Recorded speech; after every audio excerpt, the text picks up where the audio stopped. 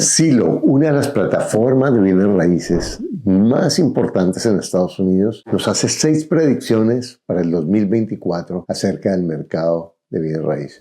Algunas de estas predicciones son medio catastróficas, pero lo más importante es que hay oportunidad de hacer negocio, hay oportunidad de tomar buenas decisiones para que tú crezcas con bienes raíces o protejas tus intereses financieros. Vamos a hablar de estas predicciones que también, aunque hablamos del mercado americano, son aplicables a América Latina y a España, porque nuestros videos, gracias, también son vistos en España y en América Latina. Quiero hablar de estas predicciones. Lo más importante es esto. Las noticias que escuchamos ahora sobre la economía, sobre la incertidumbre, sobre las guerras, sobre las transiciones políticas, hacen que fácilmente nos podamos sentir inseguros. Sin embargo, lo importante es qué es lo que yo puedo hacer para mantener sólida mi situación financiera. No solo eso, sino aprovechar dentro de la incertidumbre las posibilidades para crecer financieramente. Algo que yo te recomiendo que tengas en cuenta es que no son los mismos consejos válidos para quien tiene un portafolio enorme o muchísimo dinero que para quienes apenas está construyendo su portafolio o está construyendo sus ingresos pasivos. Yo, cuando no tengo esas posibilidades de diversificar o de tomar tantas decisiones financieras, me tengo que enfocar en lo que yo puedo controlar. Puede ser poco con respecto a lo que otros tienen, pero para cada uno eso es su patrimonio, son sus recursos, es su futuro financiero y es poco o mucho, depende de lo que yo haga conmigo. Realmente mucho con respecto a lo que yo haya crecido o poco con respecto a lo que yo haya podido crecer. ¿Cuál es la primera predicción que nos hace Zillow? El mercado de bienes raíces de las casas, de habitaciones, ni siquiera estoy hablando de multifamiliares de más de 4 unidades, sino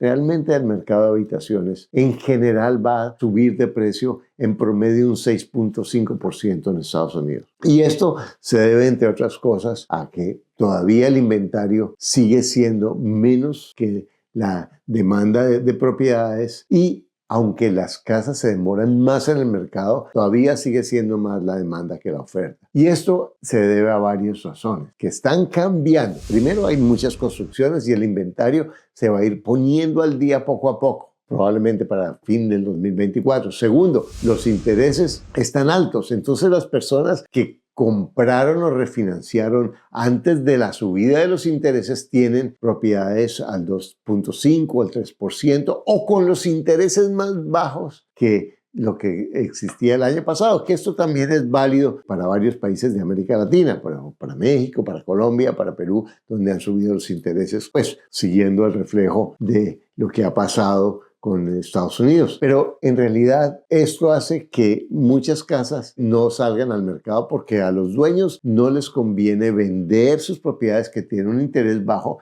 para comprar propiedades con intereses al 6.5, 7 o más por ciento. Algunos se les puede hasta duplicar la cuota o desmejorar la posibilidad de comprar una propiedad. Y eso hace que muchas propiedades se mantengan fuera del mercado. Por otro lado, el alza de los intereses ha hecho que para muchas personas se les haga inasequible llegar a acceder a una propiedad porque no califican para eso. Eso ha hecho que América más y más se convierta en una sociedad de inquilinos, en una sociedad de arrendatarios, porque más y más los jóvenes, especialmente los millennials, no tienen capacidad de acceder a comprar sus propiedades. Y en este momento sale más barato arrendar que comprar para muchísimas personas. Lo segundo que dice Zillow es que en la medida en que el inventario se vaya normalizando y los intereses bajen un poco y la situación económica de las personas se vaya nivelando y al bajar los intereses vaya siendo un poco más atractivo para las personas que están en esta zona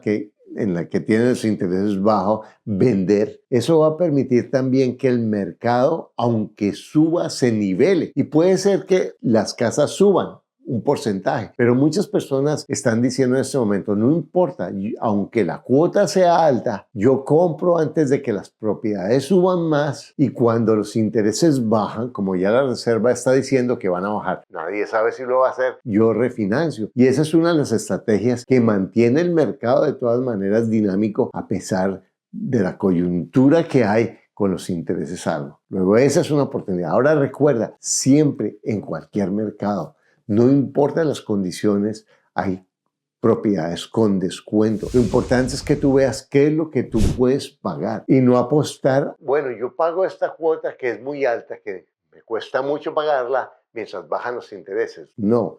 Puede ser que sea mejor negocio para ti aún, o se te quede más cómodo cuando bajen los intereses, pero lo importante es que esté dentro de tus posibilidades y que siempre tengas la certeza de que la hipoteca se pagaría con la renta de la propiedad. Y yo sé que en este mercado es difícil, pero por eso es importante buscar, buscar y buscar y buscar. Y si encuentras propiedades preferiblemente que están fuera del mercado, va a ser mucho más fácil encontrar lo que te estoy sugiriendo que busques. Tercero, y eso lo estamos viendo muchísimo y lo puedes ver en tus cercanos o quizás con tus propias decisiones financieras. Lo que está ocurriendo es que antes las parejas o las personas comenzaban con su primera propiedad para vivir. Como los intereses están tan costosos y las propiedades están tan costosas, para las personas es más económico, para muchas personas, pagar renta de la propiedad en la que ellos les gustaría o quieren vivir que comprar. Entonces lo que han hecho es que muchas personas han comenzado a comprar propiedades que son más económicas o en barrios en los que probablemente ellos no vivirían, para comenzar invirtiendo en algo y comenzar a arrendar y a tener la primera propiedad que sea una propiedad de renta, no una propiedad para vivir. Y esto no es malo ni es bueno, es una estrategia que funciona para quien funciona, pero cuando en realidad me sale más barato comprar que arrendar o arrendar que comprar, y utilizar de todas maneras mis reservas, mis ahorros para ir invirtiendo en mi raíz. Va a hacer que las personas tengan otra dinámica de crecimiento con sus bienes raíces. ¿Esto qué nos enseña? Que muchas personas que están diciendo, no compro, ¿para qué? Que yo puedo ir y comprar una propiedad en la que quizás no viviría. Y otra opción es que busques propiedades que sean de segunda, que son mucho más económicas. Las casas viejas, yo repito, muchas veces son para los dueños que son muy grandes, difíciles de vender, pero para alguien que tenga visión de largo plazo como inversionista, puede entrar a una de esas casas muchas veces por lo viejas o por las dificultades que tienen de venderse por su tamaño o porque necesitan algún trabajo, son más fáciles de descuentos o de financiación de los dueños. Esa es una oportunidad increíble. O pueden ser propiedades que yo pueda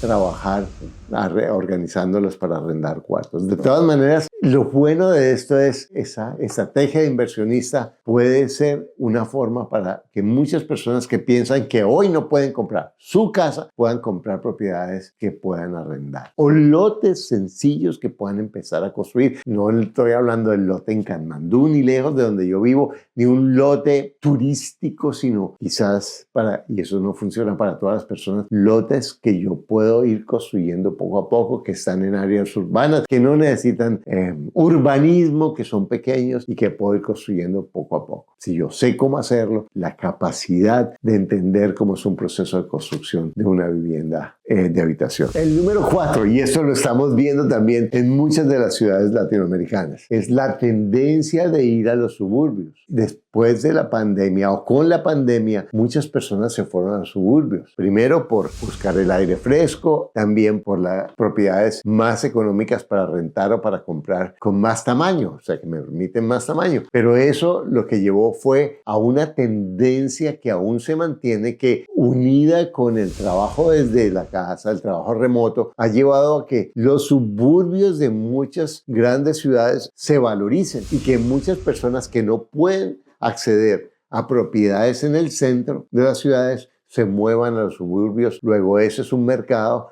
que es otra vez una posibilidad para quienes no pueden comprar dentro de la ciudad, pero pueden buscar la alternativa en los suburbios de propiedades con más tamaño y además con precios más asequibles. Y es importante mirar acá la renta. Acuérdate que la renta pague la hipoteca. Número 5. Los compradores tradicionales van a competir con los flippers. ¿Qué son los flippers? Los que compran, remodelan y venden. ¿Por qué? Porque como los precios están altos, más y más las personas están buscando, y fíjate que eso es algo de lo que yo te he sugerido en varios de los videos, compran propiedades que necesitan algo de trabajo, que no están listas para ir a un mercado tradicional, normal, pero que pueden tener descuentos. Entonces, si una persona compra una propiedad que necesita algo de trabajo, puede hacer la remodelación o poner funcionar la propiedad y ganarse un 20 o 30% de descuento sencillamente haciendo ese trabajo. Y como un comprador tradicional puede pagar un poco mejor que un inversionista o un flipper que compra para rehabilitar y vender, pues va a ser una competencia adicional para los flippers, pero también una oportunidad para las personas que quieren comprar y que están buscando mejores opciones de precios. Y el número 6, el ingreso de la inteligencia artificial en el mercado de bienes raíces. Asequible para todas las personas. La inteligencia artificial va a permitir más y más la búsqueda de propiedades en menos tiempo y con mayor facilidad. Va a permitir que los vendedores pongan videos tridimensionales, fotos maravillosas, descripciones visuales casi kinestéticas que se puedan percibir la propiedad sin que tenga que ir a verla. Eso va a ahorrar muchísimo tiempo para los compradores y va a darle acceso a muchísimas personas y va a hacer que los vendedores tengan más recursos que sencillamente con un teléfono para hacer películas, para hacer videos espectaculares de sus propiedades. Va a ser mucho más inteligente los buscadores, más precisas las selecciones, que va a permitir que las personas puedan mover más este mercado con la facilidad que lo hacían los agentes de bienes raíces o los inversionistas tradicionales. Luego, esta facilidad va a llegar a las personas que están buscando invertir en su primera o segunda propiedad para crear ingresos pasivos. Bueno, como ves, esto que predice Zillow en realidad está lleno de oportunidades y es una tendencia que probablemente tú estás viendo ya en tus mercados y que seguramente